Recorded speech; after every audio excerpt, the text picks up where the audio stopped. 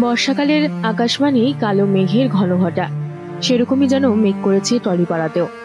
ভালোবাসার সম্পর্কের উপরে জমছে কালো মেঘ।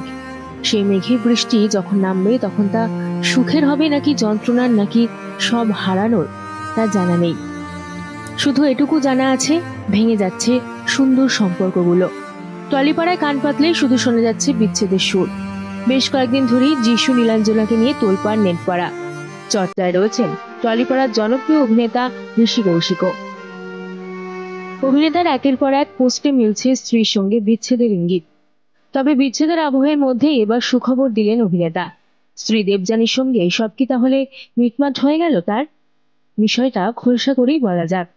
সোশ্যাল মিডিয়ায় একটি ভিডিও পোস্ট করেছেন ঋষি কৌশিক। সেখানে তাকে তার আগামী প্রজেক্ট নিয়ে বলতে শোনা যায়। ঋষি ভিডিওর প্রথমেই সকলের কুশল জিজ্ঞেস করেন। তারপর তিনি জানান খুব শীঘ্রই তার একটি কাজ আসছে। হ্যালো এভরিওয়ান, আশা করি তোমরা সবাই খুব ভালো আছো। আমি খুব ভালো আছি। খুব শিগগিরই আসতে চলেছে আমার নতুন কাজ। তোমরা সকলে প্রে করো, আর তোমাদের সকলের জন্য রইল অনেক শুভকামনা।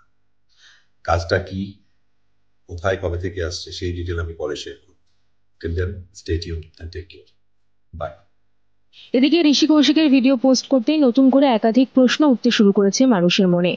অনুরাগীরা মনে করছেন, অভিনেতা যে ইঙ্গিতপূর্ণ সোশ্যাল মিডিয়া পোস্টগুলি এতদিন ধরে করছিলেন, সেটা কি তার নতুন কাজেরই অঙ্গ? সবটাই কি প্রচারের অঙ্গ? এরকম মনে হওয়ার যথেষ্ট কারণও রয়েছে। কারণ টলিউডে এর আগে সিনেমার প্রচারে অভিনব পন্থা অবলম্বন করা হয়েছে। ঋষি কৌশিকের ক্ষেত্রেও যেন তেমনটাই হয় চাইছেন অনুরাগীরাও।